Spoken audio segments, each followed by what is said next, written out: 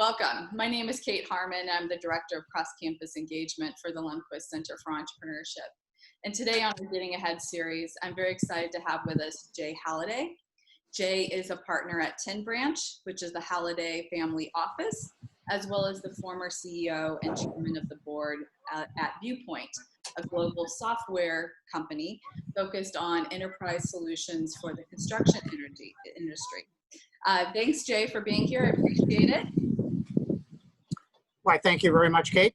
Glad to be part of the Getting Ahead series of videos. Kind of before we get going, first of all, I'd like to offer the viewers, hopefully you're healthy and engaged. Those are two valuable things right now where, a lot of us aren't. And I hope you have those two attributes going for you. But secondly, I'd like to kind of touch on a few things that maybe during the course of the next some number of minutes, you can key in and listen, and if you will, a little bit of an executive summary. So first of all, I learned a long time ago to be curious, but understand what was important to you. The second thing was to look at the gaps, and you'll have to listen for what I mean about, looking at the gaps. Learn how to delegate. You'll drive yourself crazy if you don't learn how to delegate. Fourthly, don't be afraid to make decisions.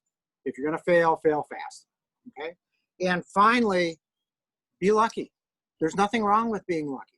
But when I describe to you what the definition of luck is, I think you'll understand why people that are lucky create their own luck. So, Kate, I look forward to the next few minutes with you. Thank you so much, Jay. I really appreciate it. I'm really excited to talk with you over the next hour about your entire professional career. Let's start at the very beginning, back during your college years. I know you were the first in your family to go to college, which is a huge milestone for anybody. Talk to us a little bit about, where did you go to college? What did you end up majoring in? What were you involved in? And what did you see as sort of your career path back at that time in terms of what the future laid ahead for you? Sure, thank you, Kate. And it's an important question because it's kind of at the foundation of a lot of things I did. Actually, before I went to college, my parents had the foresight to sign me up to be a foreign exchange student. So in 1967, I spent some number of months in Malaysia. Going to school, which for a kid that's 17, growing up in Southern California, never having been on a plane, it was a learning experience for sure. I went to UCLA. I grew up in the LA area. UCLA was close by. I was accepted by a couple of nice schools, but UCLA was the more pragmatic choice. And while I was the first one in my family to go to school, it kind of doesn't mean they were slackers. My dad was a small businessman. He made baskets, floral baskets that are used at weddings and things like that. A trade that came over from Poland with his father, my paternal grandfather.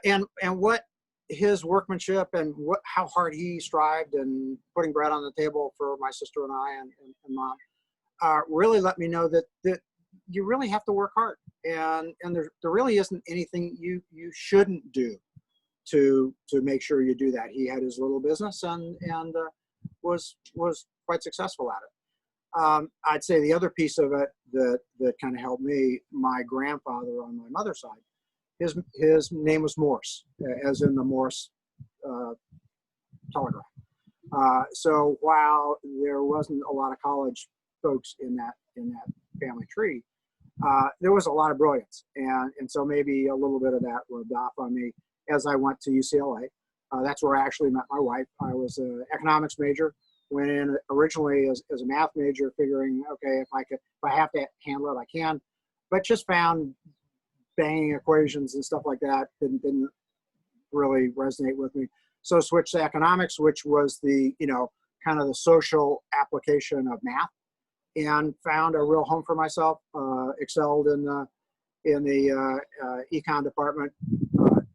Big campus environment at UCLA, 30,000 or so students at the time. So, it's not like I did a lot. I lived in the dorm, was a dorm advisor, got to interact with a lot of neat people, played intramural sports and stuff like that. And I'm not going to say I was a bookworm, because I wasn't, but I also learned that college is all about learning the social interaction with you and your peers. And that, I think, got me ready for the rest of my career. I'm also not going to say I was lazy, but I found the shortest path between where I was and an A, and an A minus, rounded just as nicely on your GPA as an A at the time. So that was okay with me. And met my wife in my beginning my first year of business school that I stayed at the UCLA campus for their business program. And my wife and I were married. She was just getting her bachelor's. I was just getting my MBA in 1974. So we were married, and she went on to SC Law School. So we had a Bruin and a Trojan in the same house, and we survived. That's great. That's wonderful. Well, then after college, after you graduated from UCLA with your MBA, I know your first job out of college was at IBM, where you advanced to the role of branch manager before leaving the company in 1983. Share with the audience a little bit about what your experience was like at IBM. What was your role or roles at IBM during those years, and what did you learn from that particular experience? IBM was again like going to UCLA, big campus, big opportunity, easy to get lost, but you need to stay focused. And IBM absolutely taught me that I needed to stay focused and find my own path, because if you're not in an organization like that, you could be drowned out. I joined the organization as a salesman. I was a little offended that they were hiring an MBA to be a salesperson, but then I realized that the sales side of IBM was really the leadership development piece of IBM. All the CEOs and senior managers came out of the large system sales division through the late 80s. So I enjoyed being part of that culture. Didn't own a white shirt before I joined, owned lots of white shirts while I was there. Taught me some regimentation, which I'm a personality that needs a little bit of structure. But I'd say the most important thing I carried away from my IBM experience, I was on a program called Executive Resources. And it gave me an opportunity to interact several pay grades above where I was in the organization for task force, week-long task forces and interacting with executives and things like that. And people would always say, well, Jay, what do you want your next job to be when you're with IBM? And, you don't know, right? And finally, I coalesced around an answer that I think described my career. I said, I don't know what job I'll want 5 years from now. It probably hasn't been created. So I'm going to put the onus on myself to make sure that when I interview for that job, nobody can say, gee, Jay doesn't have this experience to do that thing or to take this position. Now, that's a big ask of me, and it puts a big burden on my shoulders, because I have to learn a lot about a lot of different things, because you're never sure where it's going to be.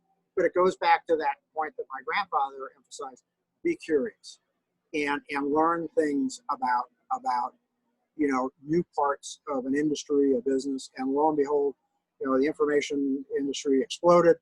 I got to ride a crest of some great jobs with IBM. And finally, when it was time to leave IBM, there was no ill will on anybody's part. I had a great opportunity ahead of me, but IBM really did a great job of preparing me for the future and teaching me how to interact. They spent a lot in management development, and I benefited from that. And so I really learned how important it was to have good people skills in terms of managing, because you can't do it all yourself. You have to be able to attract a good team around you, be able to delegate to those people, and let them really magnify and multiply your capabilities, because one person by themselves can't carry it all. But IBM was a great experience. I left in the early 80s. The late 80s, it went through a lot of changes, very different business than it was then. But such is the evolution of American businesses. Well, that was really good advice, and something I think our students can think about is really what can you take away from each role, and what can you learn from each role. After you left IBM, your next role was as president of Digital Systems, a company that provided turnkey automation solutions to accounting firms, contractors, and medical practitioners. After the acquisition of this company by California-based Convergent Technologies, you ended up overseeing the strategic and operational management of 5 vertical software companies. Share with us a little bit about this time in your career, sort of really being now the person overseeing such a huge number of sectors, and how did you go about your role as president? What did you learn from this experience, and what is sort of some outcomes that came from this time period? Sure. It really was formative because I was able to take what I learned before and, frankly, put it into practice. The one thing about IBM, it really did, I don't want to say it nurtured and cradled, but it did, its management team. And so when the first of the year came around, or at the end of a year, you'd get a big box, and that was the sales plan for the IBM sales team for the coming year, and your job as a manager or branch manager, whatever your responsibility was to articulate the sales plan to the sales team. Well, guess what? You leave IBM, you end up in a business outside of IBM, and there's no big box that shows up on your doorstep that says, "Here's next year's sales plan."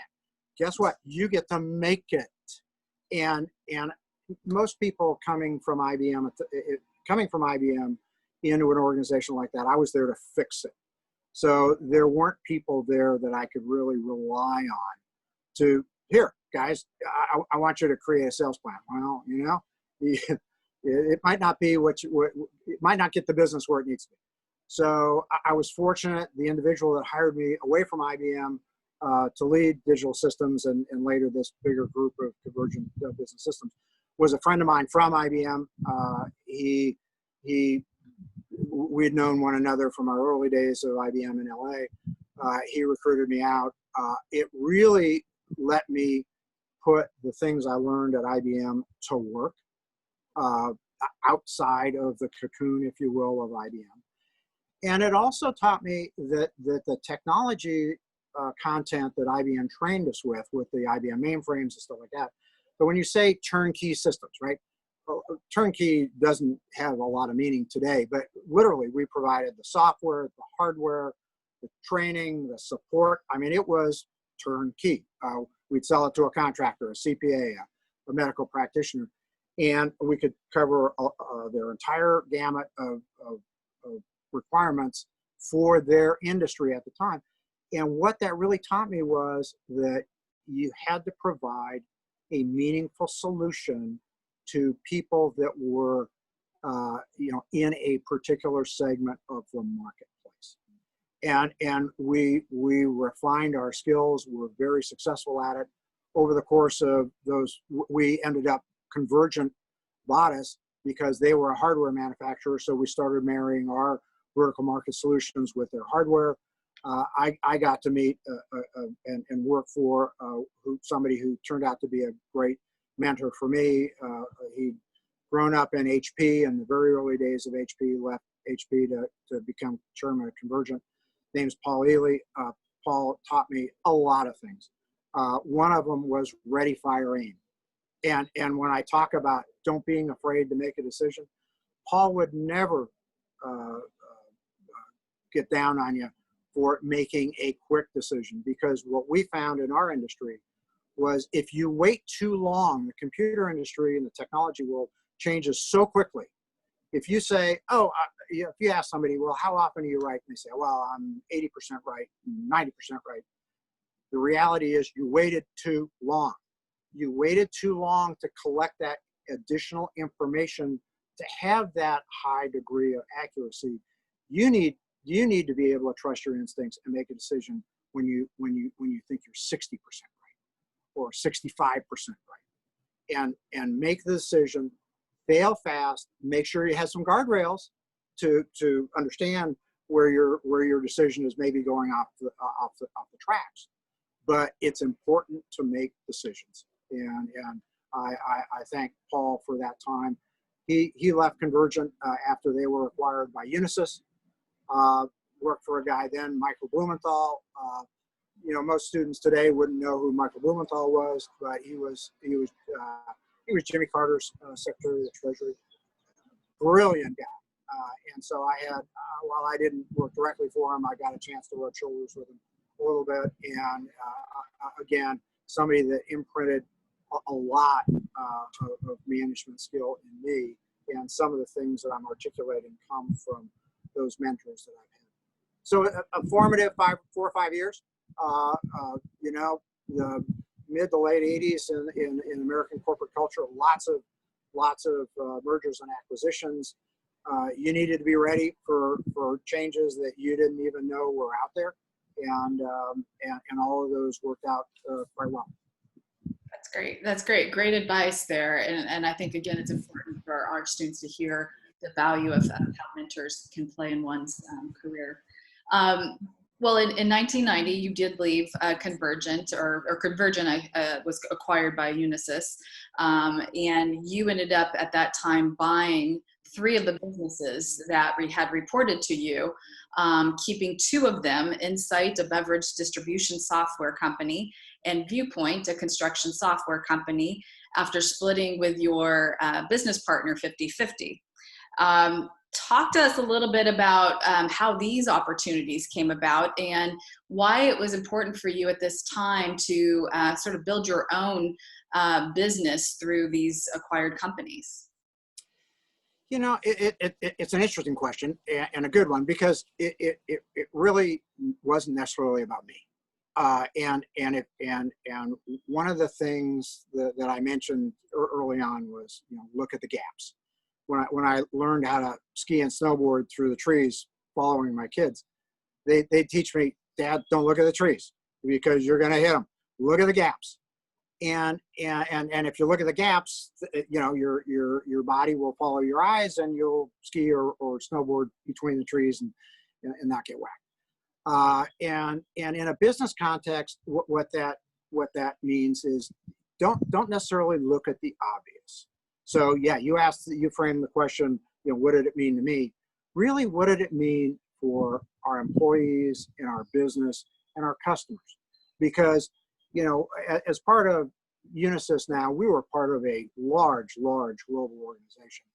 And to be honest, they really didn't care about these little businesses that dealt with these vertical markets. And so really, to control our own destiny, my CFO, who became my partner, and I decided, hey, let's go off. Let's make a pitch to Unisys, and let's just do a management buyout of these businesses. We were able to execute on that. We ran it together with these 3 businesses, with the accounting business, the business for accounting operations, with the beverage distribution and construction segments as well, for a year together. And I learned the hard way that my partner and I, while in many ways aligned, we weren't aligned on the way we treated our employees. Great guy, he had lots of attributes. He was raised as an accountant. He looked at people as units of work. I was raised in the IT industry, where you invested a lot in people, and maybe you had a square peg in a round hole, and maybe you'd put all this time and effort into training somebody, and they really, all you had to do was change the vector of their career by 5 or 10%. And all of a sudden you had a really, really incredibly productive employee. And my partner just didn't see it that way. So, I approached him one day and I said, hey, listen, I'm not going to bet my half of the business that you're not going to get me sued. So we split. And it caused my family to move from Florida to Portland, Oregon, to be closer to the hub of one of the businesses, the construction software business. And I managed Insight, which was in Baltimore, Maryland, remotely, and kind of went back and forth. So really, that period and those decisions were less about me striking out by myself as an individual and as a an entrepreneur that, you end up, the payroll is yours. It was more about the gaps, the people, the market, our customers. And I felt we could serve them better as entrepreneurial organizations as opposed to parts of big businesses. I think this is really important again for us because later on, I know from our previous conversation, your focus on your employees is one of your that they are successful, and we'll talk about in a few moments how you invested in a new headquarters for Viewpoint. That was really central to how you empathize with your employees. Let's talk though a little bit previous to that about you moved back to Portland in 1991, and as you said, you were focused on these two companies, Insight, the beverage software company, and Viewpoint, the construction software company. You had two solid management teams in place who were both running the companies, but maybe not toward the eyes of growth that you had expected. So talk to us a little bit about the circumstances that came about to how you started to focus more on scaling and putting your attention into Viewpoint. Sure. In fact, when we moved to the Portland area, Lake Oswego specifically in '91, I'm sitting on the deck of the house we built in 1991. So we've stayed put all those years. We are selling the house and building another house, but that's another story. Remember I said that my grandfather told me to be curious, but to understand what was important. So really, I took some early time that I had where I did have great management teams in place at both Viewpoint and Insight. And it gave me a chance to not burn the air miles up and work a little less and delegate a little more. And I was the coach of my kids' baseball teams or soccer teams or took them to Japan for sister city baseball tournaments. And it really gave me a great chance. Our oldest son was an Olympic class sailor. So Scott and I got to go to Greece and Portugal and other Italy, where I was able to support him as he went to his regattas around the world. It was a great time for me to connect with my kids. And so it's important. You need to understand if that's important, and it was. And so a little bit of that time really was delegating and kicking back. And I was in my 40s, and it was a great opportunity for me to build have some quality family time. The thing that kind of kicked me back into active management was when our youngest son was still at home. He was a sophomore in high school, and it was clear that as children get older, they give you the vibes of when you're done being a parent, that they're old enough to strike out on their own. And so Gavin, in his way, let us know that he didn't need us around anymore. And my wife said, "Hey, why don't you get back to work?" So to your point of earlier, growth wasn't part of the mantra of the management teams I had in place. That was okay. They were excellent managers. If you gave them a box, they'd operate inside that box and were profitable and didn't cause any problems. But all of a sudden you say, well, let's start thinking outside the box. Well, that wasn't their forte. And so as the 2000s came about and I started getting more active in the business, it was clear from our perspective that Viewpoint had more runway than Insight. Providing software to beer and wine distributors, neat business, very niche, met some great people. But guess what? The law, the liquor and wine distribution laws in the U.S. are very unique. They didn't play in Canada. They don't play in Australia. They don't play in the UK. They're different. And so all of a sudden you realize pretty quickly that if you're putting together systems that for that segment of the market, you were constrained to the US. So we started thinking about and ended up selling Insight in 2009. But at the same time, felt like if we're going to focus on the construction industry, we really needed to show contractors that, guess what, we get you. We understand what you're all about. And so three things kind of came about. First of all, the interest in having them understand us. Number two, we were located in the Portland suburbs at the time. That was not great for mass transit or employees getting to our suburban location easily from their homes. And thirdly, I was a renter, and I couldn't build equity in the facility that we had. So for a lot of intermediate and small businesses, their facility is an important asset to the business. So a friend of mine who is an architect and I set about and spent a year or so looking at different sites. He found this old dilapidated building on the east side of Portland. And I won't tell you what I said when Jeff took me over there the first time, but the Portland police used it as SWAT team training. It was a mess, but we were able to buy it from the city of Portland, renovate it, turn it into a world-class headquarters for Viewpoint. And so as a way of A, attracting employees, B, being in the hub of the city, close to all of the mass transit options that they have in the city of Portland. As well, whenever I brought, whenever we brought a customer or a prospective customer to our site, they realized we got it. We used our customers to help us build the product.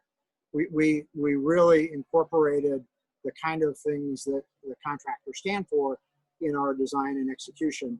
And it turned out to be a great recruiting tool for new employees, a great recruiting tool for new customers, and really put us on the map. When I eventually sold it after my retirement, made some nice money on the transaction as well. So it was a hit a lot of different ways.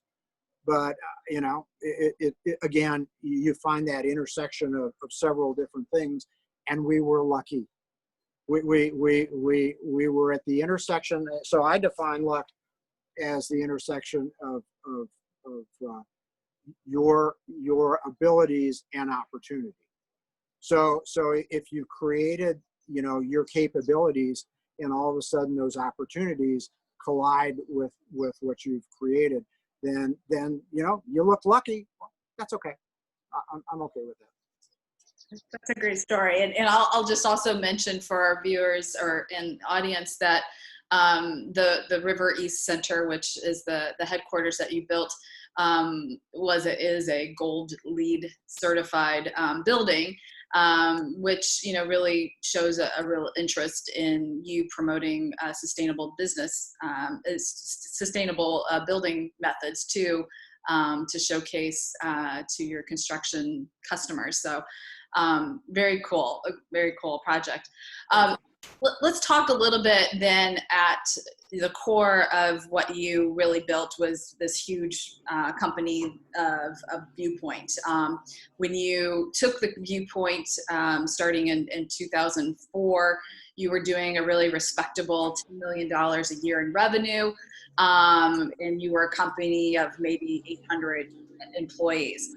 By the time you retired in 2015, you had built the company to over 8,000 customers, and you were doing over $200 million in sales a year, and really built the company to where it is the leading provider of construction software for the industry. So, talk to us a little bit about this 10-year plus time period, about how you did go about scaling Viewpoint, and what kind of processes or systems did you implement to really scale the company as you did? There were a lot of factors, and we could talk for a long time about them, but we'll boil it down here. So to your point, in the 2004 timeframe, we had about 50. We had about 50 employees, and we were doing about 10 million in revenue. Our revenue was a mix of hardware, software, hardware maintenance, and software maintenance. And over that next 10 years, we completely renovated our revenue stream. So as I retired in 2015, we were closer to 200 million in revenue on an annual basis. But that was primarily subscription revenue. So we really changed the nature of the business, and so it looked more like a $1 billion manufacturing business as opposed to a $200 million software business. Growing from 50 employees to 800 employees in 26 countries was a bit mind-blowing. But on the flip side, I hired a management team. I was from IBM. My chief operating officer was from GE. I attracted a CFO from Xerox. My business development manager had spent time at GE, at FEI here in Portland. So we were used to bigger businesses. And so putting together some of the blocking and tackling that we needed to do wasn't foreign to us. I'd say the real key to our growth, though, was the fact that in 2004, we had the leadership team I had in place in 2004 was very different than the one in 15. But when we went away for a retreat in 2004, we developed what we called our descriptive future, and some companies call it a mission statement. There's different terms for it. We like the term descriptive future because it was a combination of fact and aspiration.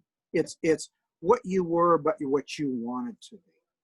And interestingly enough, putting that together in 2004, when I retired in 2015, our descriptive future was a paragraph long.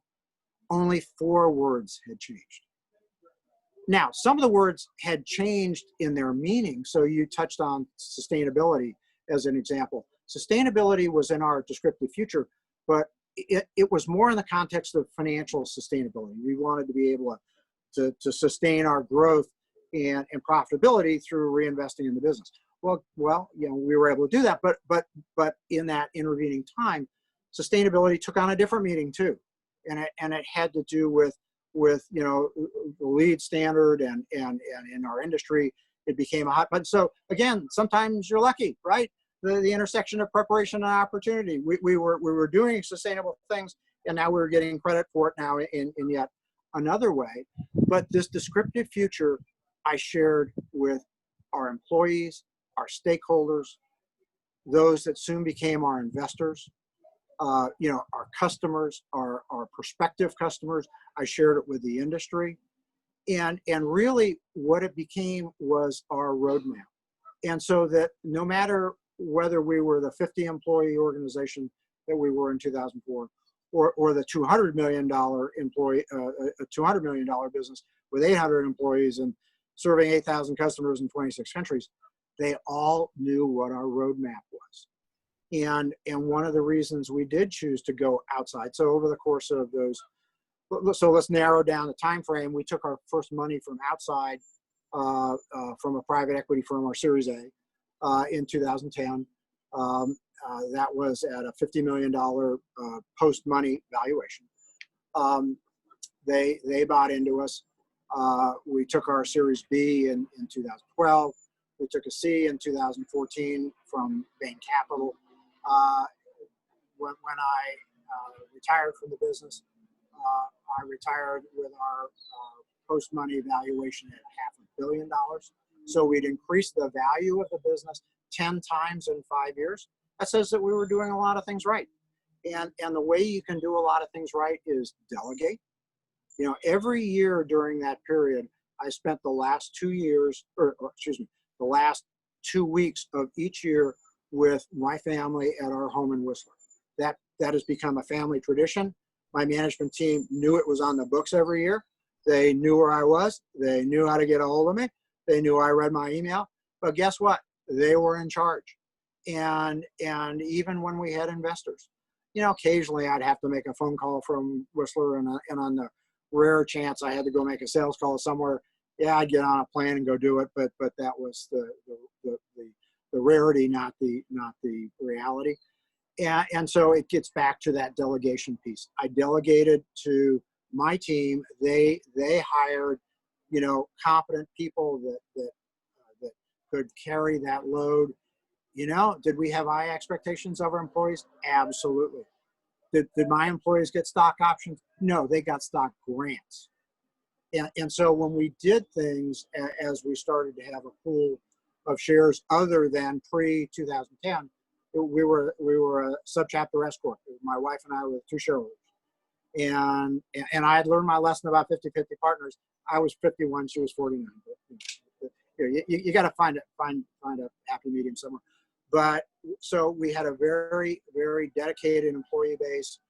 We had an industry that understood us. We walked the walk. We didn't talk the talk. We managed to our descriptive future, and we were very, very transparent. And I think we shared with our employees good quarters and bad quarters, and there were never surprises in the business. Surprises are for birthdays and anniversaries; they're not for running a business. And it's tough when you get a lot of employees and you ask a lot of questions. But it was important for us in those quarterly, they're called all hands meetings now. We just had quarterly updates, and we had 100 employees in Newcastle, England. We had 100 employees in Australia. We had 300 plus here in Portland. We had 100 on the West Coast, on the East Coast of the U.S. Doing those, a combination of live and video and live video and stuff like that. It was important for us to stay engaged with our employees, and we always held up that descriptive future. And we told our employees, if you see the management team varying from this, let us know. And we tried to be true to that. So I'd say, yes, we did a lot of things right. We were lucky because we were prepared, and that met the opportunity of the market. But, and during that period in the last 5 years of that time, from 10 to 15, I raised over $800 million of equity and debt to help invest in the business. So obviously, if we grew up to a value of over $500 million, obviously those investments paid off. So anyway, a fun time, but it was hectic, and our hair was always on fire. But that's half the fun of running a growing business. Well, and I love the fact that, the importance of delegation, because I think that's something that a lot of times students don't understand, the value of time and prioritizing one's time. Given the success of your being able to delegate, you must have had a lot of confidence in your leadership team. I wonder how active were you then in the hiring of your senior leaders, and how did you sort of build confidence that you could delegate in the team that you built? So I was very active in hiring them. I mean, so delegation is a balance, right? And there's some things that you own more than others. And building your team is something you own. And when people used to talk to me about, how do you do, when do you do succession planning? When you own your own business, you do succession planning all the time, because you could drop dead tomorrow and your business is your biggest asset. If you don't have competent leadership that can pick up and run with it, then your family has nothing when you're gone, right? So I think the trick with my management team was they were if you sat down with the four of us, you'd have said, well, wow, you are not cut from the same cloth. And we weren't. I had an operations guy who was very much a tactical thinker, and he could take my strategy and turn it into execution. A saying that we used to talk around about in the business about was, who it was, but some famous inventor said that strategy without execution is hallucination. And I could hallucinate if I wasn't careful, because I was the strategic thinker for the business. Not that I didn't, include others in that thought process, but that's the responsibility that I wore as the CEO. And so my chief operating officer, president, superb executor. He was great. And he and I could leave an hour-long meeting, and we'd talk about stuff, and he'd summarize it at the end and say, Jay, here's the 4 things that I'm going to take from this. How did I learn I wasn't a good tactical manager? My oldest son told me. My oldest son worked for me. Having family in the business is hard, but I tell you what, when they walked, when we have 4 kids. Our 3 sons were in the business. Our daughter is a master's in meteorology, and she had her own career. But the 3 sons that were in the business, when they walked in my office, it didn't say CEO on my desk. It didn't say, owner stamped on my forehead. I was dad, and let me tell you, I got it with a 45 through the forehead. They were very blunt and very direct, and I knew there was no BS in what, not that my other management BS me, but we all go into those things with, quote, an agenda, or somebody's bending the light through a prism in a certain way. Well, guess what? I was involved in making their prisms. So I understood their backgrounds, and when they said something, I understood the context. And so when Scott said, Dad, I don't want to know, where we're going to be in 2 or 3 years. I want to know what I need to do next week. And that's the way he is. He's very tactical. And so my CFO was about as bright an individual as I've ever come across. I got my MBA and knew my way around the balance sheet and stuff. But really, Ben introduced me to the world of not just finance, but, we were on a track to take our business public. How do you do that? And every once in a while, he'd come in my office and shut the door, and he'd say, okay, boss, I'm just going to tell you that we've got some big decisions here coming up. And if you make the wrong ones, both you and I go to jail. Oh, I guess you've got my attention now. And it's really, really good to have somebody with that kind of experience. It's not that I was looking to break the law, but it's sometimes a very fine line between, especially in the financial fiduciary world, when you're raising large sums of money and you're going out into the marketplace and you're talking about being public, and you can't start talking about your futures because you start to have to act like a public business. Ben was great that way, and he both Jim Paulson, my CEO, or my president, and Ben are still friends. My manager of business development, bright guy, went to Stanford as his only negative, but he really did help expand the thinking about our business. Found some great acquisitions for us to make. Really was able to enhance the strategic thinking I was doing about the construction industry with some incredibly well-placed acquisitions that we did that really made Viewpoint the success that it was. So we were very different. Matt, our business development guy, huge ego. He knows it. Not that I don't have one, and anybody but and you had to massage it a bit and whatnot. But when the 4 of us got together, there was an opportunity to have broken glass and so forth. So my job was to herd the cats and move them forward. I didn't run our staff. So a staff meeting at Viewpoint was defined by those managers that reported to my direct managers. So it ended up about being 20 people, and Jim ran our weekly staff meeting. Not because I was incapable of doing it. He was more tactical. That was a tactical conversation. And he'd give me a few minutes up front and talk about, what I'd learned over the last week, interactions in the industry and stuff like that. But then I'd let him run the staff meeting. So sometimes you got to kind of swallow your ego a little bit, and you're delegating things that, sometimes you bite your tongue and kind of go, gee, I wouldn't have done that way. But that's the price you pay for delegation. And I think delegation at the end of the day is the hardest thing for entrepreneurs to learn. And so please delegate. And you're gonna have to kiss a lot of frogs to find the princes that you can delegate to, and that just comes with the business. And you can't be afraid to make those decisions, fail fast, find out you made the wrong hire and move on. But you need to hire a team that you can delegate.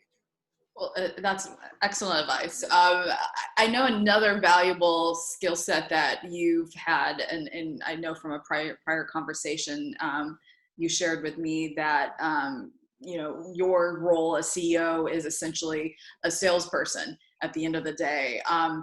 Can you talk a little bit about, what your sales skills, how they helped you, starting, from your time at IBM, but in your role as CEO of Viewpoint, like how did your sales skills really help your ability to lead your company? Very early in my IBM sales training, you would have endless classes on body language. And are you connecting with the person you're talking to? Ask open-ended questions. Don't ask questions that have yes or no. Get your potential customer or customer to engage with you, have a conversation. Salesmanship, I'm going to stereotype something, and this isn't going on to a used car lot and buying a used car. This is professional sales, institutional sales, where you're selling a relationship. So my job at Viewpoint, and I tell my sales team this, and I tell my management team this, is my job, and part of the River East development was to create something that was easy to sell. When a prospect walked in our office, they go, wow, these guys are real. They're not going to go away tomorrow. And guess what? In software business, people go away all the time. We had great customer, our customers thought very well of us. We got great customer reviews because we provided not only a good product, but great product, but great ongoing support. We continued the dialogue. Guess what? Happy customers make it easy to get more customers. And contractors are not, they can be kind of negative people. And they run a tough business on real thin margins, and asking them to do a brain transplant, which, when you're asking them to change their ERP system, is like doing a frontal lobotomy on the business. And so, they have to feel really comfortable that whoever they're relating to and whoever they're moving to is way better than what they got today. And so it wasn't just my sales skills, but it's how that matriculated itself and percolated itself through the business. Because at the end of the day, everything starts with an order. I don't care what it is. You got to start with an order, because that's where you generate revenue from. And so it's not that we were a sales-oriented business. It's just we understood that the sales process, making the sales process easy, was the goal of everybody in the business. We had a sales bell. So when we got a new order, we rang the bell. Some of this is kind of schmaltzy and stuff, but nothing breeds success like success. And I think sales-oriented people tend to be more positive looking. I tend to resemble that. And as our business grew, and I had to go to Wall Street and talk to analysts and hedge fund investors and people like that, it was good to have somebody. First of all, I wasn't in my 30s. I had gray hair, and I had quite a bit of business experience under my belt. But I could also articulate the business and why customers found us to be an attractive long-term partner. And I could talk about the construction industry and this $15 trillion global market that was crying out for more automation stuff. And I could do it in a manner that made a lot of sense to them. And so I think salesmanship there is oftentimes overlooked when it comes to a CEO's ability to talk about their business and to talk about the future of their business in a way that makes sense to people. So the sales part, people tend to get stereotypical about it. And yes, I can get kind of salesy. And to be honest, to the point of delegation, every once in a while, I'd volunteer the fact that, we have a big prospect.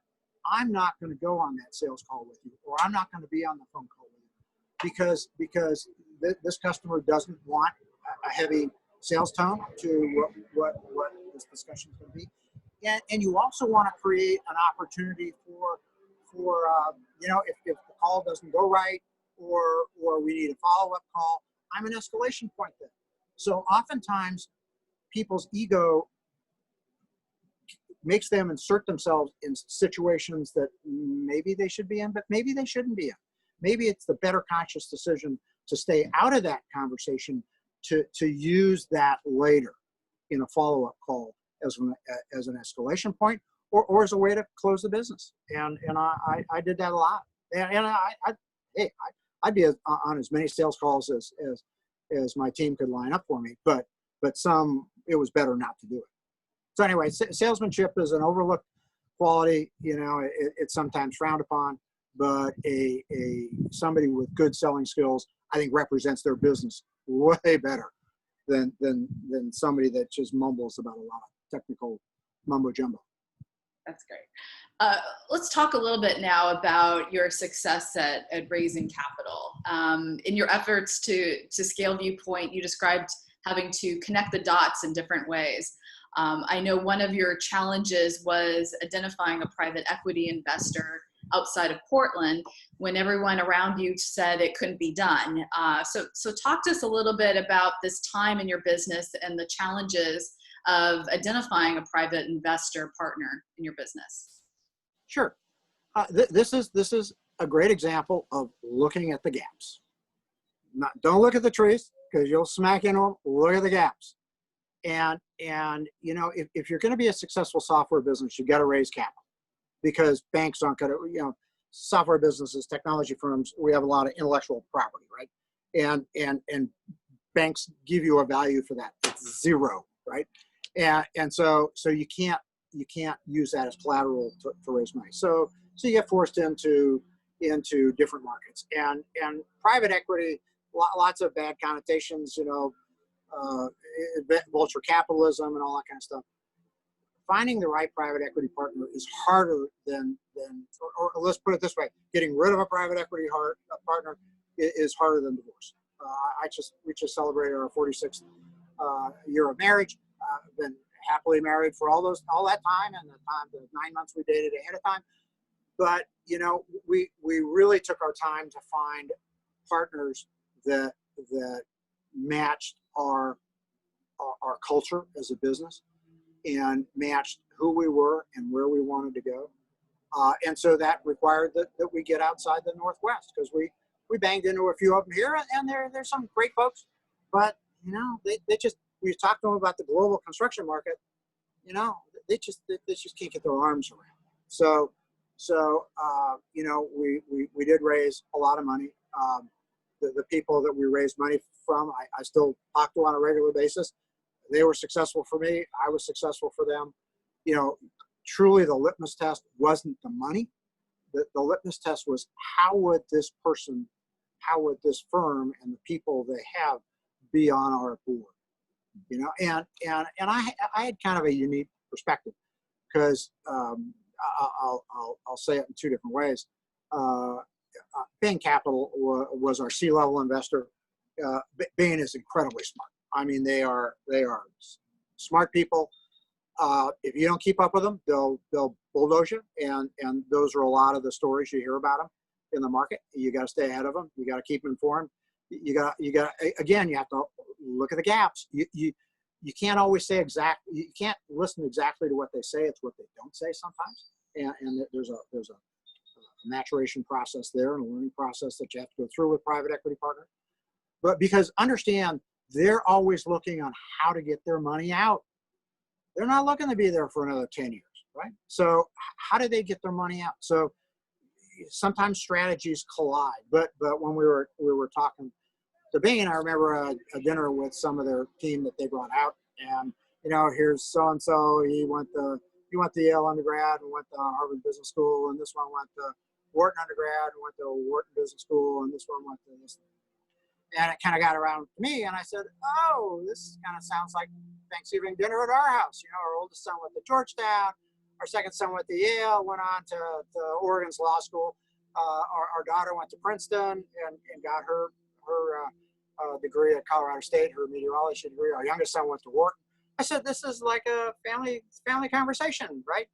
And when they kind of realized that I wasn't just kind of this guy over 60 that was asleep at the switch, that I was used to these engaged kind of conversations, and that I had a strong management team, then all of a sudden they realized, oh, we've got a partner.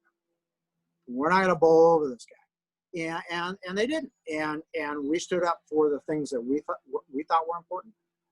We understood the things that they thought were important. We tried to make sure that they matched as often as possible.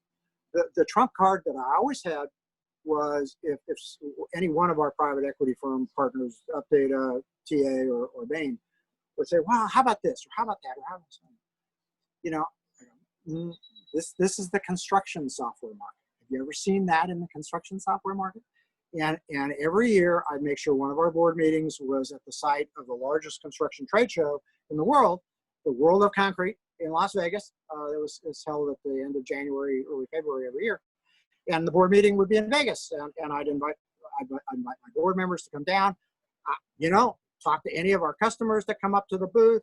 Hey, this is unfiltered. This is as transparent as it's going to get. We always had 20 or 30 employees manning the trade show booth down there, talk to my employees. This isn't scripted. You ask whatever you want. Whatever the answer is, the answer is. And hopefully you like what you're hearing. It was also important for our board members to see our customers coming up to our trade show booth at 10 in the morning with a beer in their hand. This is the construction market. Understand that some of the things that you might see in other markets don't play here, or they may not play. They may play differently, or you need to define the message for construction a little differently than you would other places, and that's what we did well. So make yourself important to your private equity partner. Understand, look at the gaps with them. Don't look at the trees, because you'll run into the trees. Look at the gaps. Understand what they're not saying. Turn the page over and look at dots that maybe they're not talking about. Understand, who their other portfolio companies are. Talk to their CEOs on a regular basis. So as a CEO, a lot of my time was not spent running the business. A lot of my time was growing the business, and those were different skill sets than my management team had, and that's why we had a good division of labor. So it was a fascinating time. It educated me a bunch, and I'm glad I went through that. When I chose to retire, one of my senior managers said, "Gee, Jay, I always thought you wanted to get up at the NYSE," because we had picked out our 4-letter identifier for being a public business. He said, I always thought you wanted to be up there ringing the bell. And I go, Matt, it's just different strokes for different people, and you have to figure out what's right for you, your business, your employees, and your customer and your market. But at the end of the day, you have to be selfish and worry about yourself. And so that's why I chose to retire. Anyway, we'll get to that in a minute. That's great advice. Well, as you mentioned, 3 of your 4 children are involved in your business. So, talk to us a little bit about how the role of family and the dynamics there. How does that play in business settings? Can you share why having your children involved in your business has been, successful for everyone around? I really can't think of doing it any other way, which is kind of weird. Now, for both the beverage distribution market with Insight and construction with Viewpoint, guess what? Most of those are family-dominated industries. So all of a sudden, guess what? Go back to my initial premise. Make a business that's easy to sell. We're a family in the business. We're just like you. Right, I'd take my wife to a trade show in Australia, for example, and other construction CEOs would be there with their wives, and my wife would go off to do their partner things, and sure enough, the conversation would come up. Well, gee, how do you manage the kids in the business? And they had something common to talk about. And when it was time to grow our presence in Australia, who better than my oldest son to send down there as our managing director to help grow our presence, because everybody knew down there that the last thing I was going to do was send my oldest son down there to be a failure, right? So we were going to support him. It has some, there's a lot to it, and there's a lot of brain damage to managing a family business. And whenever you see a well-run family business, that means somebody in the background who's doing a lot to make sure it all works well, and the massaging the egos and stuff like that. My wife fortunately put together something fairly early in our tenure and my wife's name is Renee. She called it Renee's Simple Seven. And it was our operating premise for operating in the business as a family. And I won't drag you through all of them, but you always have to say something good about somebody. You just can't criticize them. You have to say something good too, even if it's that, hey, I like your shirt today. That alcohol and business conversation after hours don't mix. So you have a choice. If you're going to talk about business, we don't drink. If we're going to drink, we don't talk about business, because and it's not that we disagree. It's just the conversations became so animated that we left our respective partners in the dust. We were all talking about business, and we got all excited about that. And all of a sudden, they could have been out to dinner with somebody else, and it wasn't fair to them. So I think my wife was very pragmatic in helping us manage that process. My wife went to law school, and she helped raise 4 bright kids and was actively engaged. She only practiced law for 5 or 6 years after law school, but she was actively involved raising them. And so she was very much a partner for me in growing my business. And one thing I didn't mention, and I should here, having a stable relationship at home is just really paramount for taking the entrepreneurial risks that a successful business person is going to take in the marketplace. If you're trying to juggle a bunch of stuff on the home front, guess what? I don't care how smart you are, you're going to drop a ball or you're going to drop an egg. And my wife gave me a very stable platform to operate from. The fact that we've been married for 46 years says a lot more about her than about me. But that's an important partnership that you have, and whether you have a partnership or not on the outside, you need to have a stable life to be an active entrepreneur, because it's really hard to do both. But having family in the business, again, made me realize, I realized what was important early on, and that was being a dad first, and all this other stuff came second. And so it's fun to see now all of our children off in their independent business opportunities. And when I say independent, they have been known to use the bank of mom and dad occasionally, and we're investors in some of the things.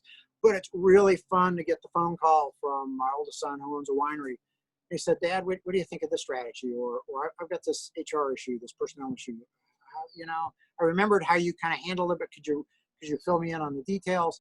And it's fun to have them come to you in that context, because now you've realized that you've really taught them how to fish, as opposed to just giving them fish, as the old biblical story talks about. So it's been not a road that I expected, not one that I planned. Definitely is more work than I ever expected, but far more rewarding in many ways. Well, we've come to the end of our conversation. My last question to you is, would you like to kind of provide a summary again of some of your key advice for students who may be going out on the job market today, looking to follow a successful career like your own? Sure. I'm going to add one little element before I do that summary, and that was, a lot of people say, "Well, gee, you were going to take business public. You just want to be a public market CEO."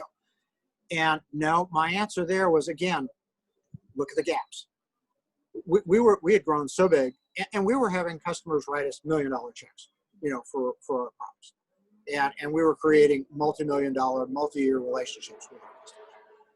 And we got to the point where, through non-disclosure, we'd share our financials with them, because I thought it was important as part of transparency, that they knew, that we were a solvent business, and as we'd attracted this money, we'd use it appropriately, and I hadn't gone out and bought resources and that kind of stuff. And so the quest to go public really was an interest that, if we were going to be the premier provider of software in the global construction market, I wanted the SEC to provide our financials. And being a publicly traded business, has lots of onerous requirements, but you get that, you have the SEC providing your financials, and now customers could look at our financials, you know, all the time. And I felt that was an important hurdle for us to continue to grow. Let's go back to the salesmanship stuff. Make it easy for your customers to do business with us. Well, we shared our financial situation, you know, all the time with our marketplace and our customers. So now going back, and kind of, you know, you heard the executive summary, and now let's go back to the summary, which is what my grandfather said: be curious, but understand what's important. And I think you've heard lots of elements of that in my professional life and my personal life, and how we've done things. Look at the gaps. You know, I mean, you know, you don't look at the trees. You're going to run into them. Look for the spaces where nobody else is looking. You know, think about the questions that somebody isn't asking you. You know, understand them from their perspective, not yours. And so looking at the gaps is really a way that can keep you out of trouble and distinguish you as being different. Delegate, delegate, delegate. You can't do it all yourself. And you have to be comfortable doing that, which means you have to be comfortable with your team. And you have to be comfortable with the fact they're not going to do it like you, because they're not you. But that's the art of delegation. They might do it better than you. Who knows? You know, ready, fire, aim, as Paul Ely said. Don't be afraid to make decisions. Don't wait till you're 90% sure. You know, 60% may be all the market gives you in terms of time to collect all the information you need to make a decision, and fail fast. And, you know, you're going to fail. Trust me, you're going to fail. I got lots of scars on my back from our failures, but I'm still alive, and we were successful. And frankly, be lucky. You know, luck is the intersection of preparation and opportunity. Create that luck for yourself. Be prepared when the opportunity shows itself. You never know when it's going to happen. And trust me, you won't know, but you have to be prepared. And that means that puts a big onus on you to spread your, you know, vision and not have tunnel vision, but have good peripheral vision and see the world for what it is. We're going through a very tumultuous time right now. It is traumatic, but entrepreneurs look at times like this and say, wow, how can I make a difference? What are we going to look like next month, next year, 5 years from now? And now's the time for good creative thinkers. We're a resilient society, and we will get through this. We will all be different because of it, but it's an opportunity for you to make a difference as an entrepreneur if you take a few of the things that I've said to heart and carry them forward. So, Kate, thank you very much for the time, and hope the students and others that look at this have gleaned a few things out. Thank you, Jay. I really appreciate it. Jay Haladay is the partner at 10 Branch and the former CEO and chairman of the board for Viewpoint. Thanks again, Jay. Really appreciate it. Have a great day. Thank you.